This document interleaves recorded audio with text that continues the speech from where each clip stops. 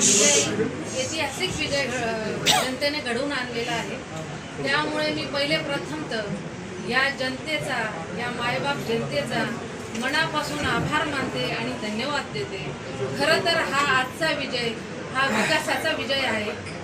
आप्पासाहेबांनी, तालुक्यातले आमदार यांनी जो आत्तापर्यंतचा विकास केला, त्यांच्या नेतृत्वावर आणि कर्तृत्वावर ह्या जनतेने विश्वास टाकला आणि त्या विश्वासाच्या पोटी आजची खरं तर ही ऐतिहासिक विजयाचं फलित आहे असं मी म्हणते। दुसऱ्या ठिकाणी संधी मिळाली नक्कीच, कारण ह्या जनतेने वेळोवेळी आम्हाला गेले 20 वर्षापासून आमच्या कुटुंबावर, या शिवसैनिकांवर या जनतेने प्रेम केलं आणि त्या प्रेमापोटी मला ह्या जनतेने परत दुसऱ्यांदा ही सेवेची संधी दिली आणि ती संधीचं सोनं, ती संधी सार्थक करून दाखवण्याचं आमदार साहेबांच्या नेतृत्वात मी नक्की करतो। आपण भाषण करताना सांगितलं मला जर पाणी निवडून दिलं तर मी पाणी देणार 100%।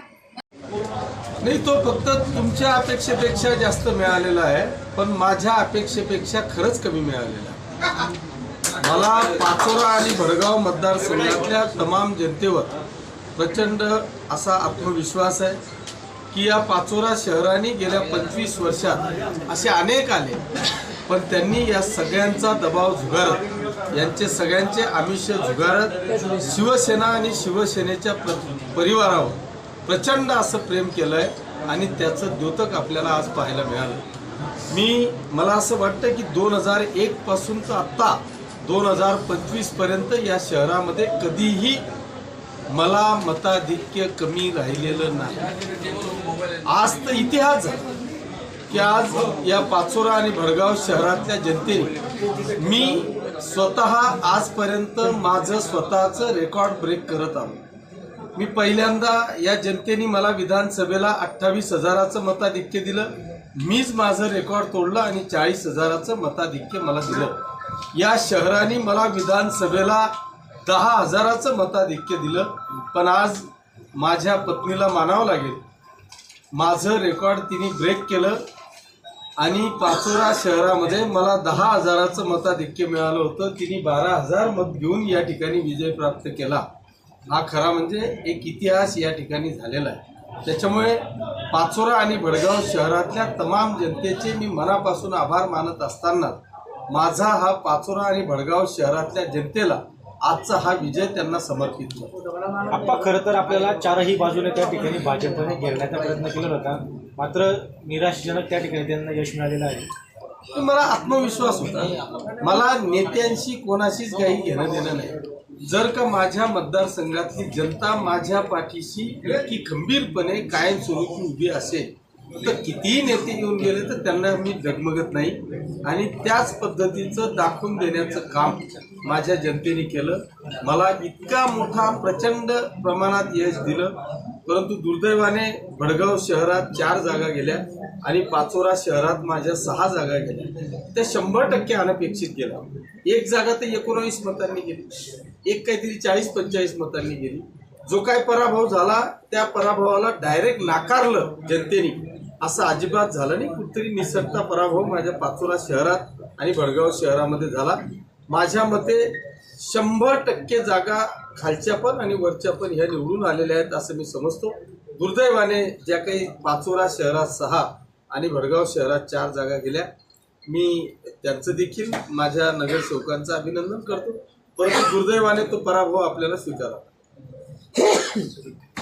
मी त्यांचं मनापासून अभिनंदन करेल की त्यांच्या देखील पत्नी त्या ठिकाणी नगराध्यक्ष म्हणून निवडून आल्या। खरं म्हणजे ते माझे मित्रच आहेत। इलेक्शनमध्ये ह्या सगळ्या गोष्टी चालू असतात, ते इथं आले, त्यांनी त्यांच्या पक्षाचं काम केलं आणि मी माझ्या पक्षाचं काम केलं। जनतेने मला स्वीकारलं, मी जनतेचं मनापासून अभिनंदन करतो। मंगेश दादांचं देखील त्या ठिकाणी त्या ताई भारतीय जनता पक्षाच्या नगराध्यक्ष म्हणून निवडून आले, त्यांचं देखील मी मनापासून अभिनंदन करतो।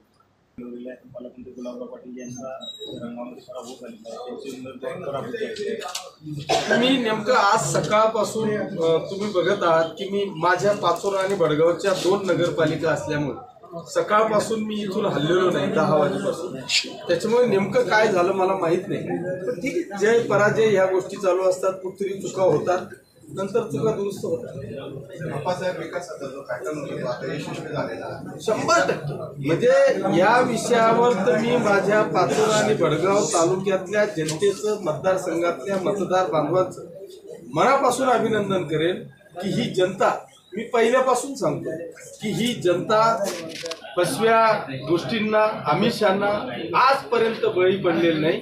ती 100% विकासाच्या पाठीशी खंबीरपणे उभी राहिली आहे आणि ते आज त्यांनी दाखवून दिलंय की हो, आम्ही विकासाच्या पाठीशी खंबीरपणे उभे आहोत. आप्पासाहेब, खरं तर आपल्याला या ठिकाणी घेरण्यासाठी सर्व विरोधक एक झाले होते, परंतु त्याचा कुठेही परिणाम झालेला दिसला नाही. नाही, मी तेच म्हणतो तुम्हाला की विरोधक फक्त नेते एकत्रित झालेले होते, जनता मेरे साथी नाही. मला नेत्यांचा, मी पहिलेच सांगितलं, मला नेत्यांचा फरक पडत नाही. माझा कार्यकर्ता आणि मतदार शाबूत होता, त्याच्यामुळे मी कुठेही डगमगलो नाही. आप्पासाहेब पाचोऱ्यात आपण जर बघितलं तर माजी आमदार दिलीप वाघ यांचे पुत्र किंवा शिंदे जे आहेत भाजपचे, त्यांचे काका यांचा देखील पराभव झालेला आहे. कुठेतरी प्रस्थापितांना नाकारण्याचं काम जनतेने केलेलं आहे. 100% जनतेने आज दाखवून दिलेला आहे. बरं, तो असा तसा पराभव झाला नाही.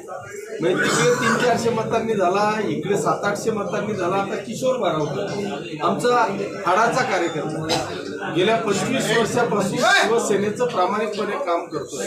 म्हणजे मी तर म्हणतो ना, तर चलती फिरती अँब्युलन्स आहे. रात्री बेरात्री 24 तास कधीही जर का त्याला फोन आला तर त्या ठिकाणी 100% सेवेसाठी उपलब्ध राहील, असा आमचा शिवसेनेचा उपजिल्हाप्रमुख किशोर बारावकर आहे.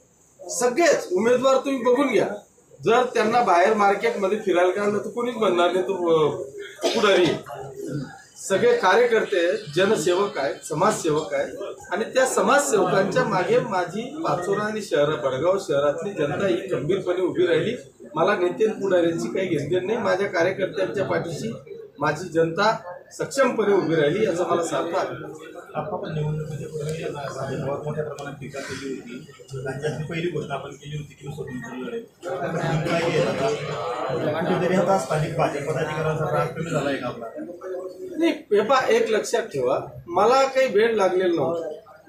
मी माझ्या जन्मदिवसाच्या दिवशी 1 नोव्हेंबर 2025ला मी जेव्हा घोषणा केली, मी पहिली गोष्ट म्हणजे मी प्लेन माइंड राजकारणी माणूस आहे. असं झाकून लपून त्यांच्यासारखं नाही. माझं जे काय आहे ते क्लिअर कट ओपन आव्हान केलं. सगळे एकत्रित आले, सगळ्यांनी मला घेरण्याचा प्रयत्न केला. मी तडजोड करू शकलो असतो, जाऊ द्या बाबा तुम्ही भडगाव घेऊन टाका, मला पाचोरा देऊन टाका, पण मला असं राजकारण जमत नाही.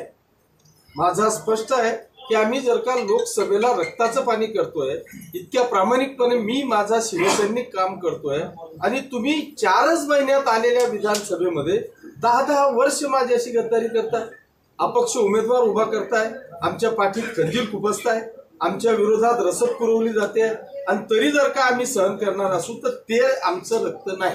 आम्ही गद्दारी कधीही सहन करत नाही. जे काही प्रामाणिकपणा आमच्यातला आहे तो प्रामाणिकपणा आम्ही कायमस्वरूपी दाखवण्याचा प्रयत्न करतो. जेव्हा जेव्हा युती असेल त्याच्या वेळेस माझ्यासह एकही शिवसैनिक हा गद्दारी करणार नाही, पाठीत खंजीर खुपसणार नाही. एकदा निर्णय झाला तर त्या निर्णयाच्या पाठीशी तो खंबीरपणे उभं राहील. हे वारंवार आम्ही दाखवून देण्याचा प्रयत्न केला.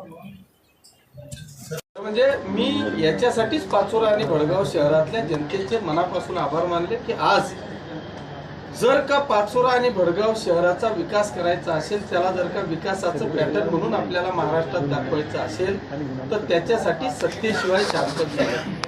इथं 2 नगरपालिकांमध्ये आज नगराध्यक्ष आले, मी आमदार आहे आणि उपमुख्यमंत्री आणि आमचे मुख्य नेते आदरणीय शिंदे साहेब या नगराचे महाराष्ट्रातले नगर विकास मंत्री आहेत. त्याच्यामुळे 100% विकास हा पाचोरा आणि भडगाव शहराचा होणार.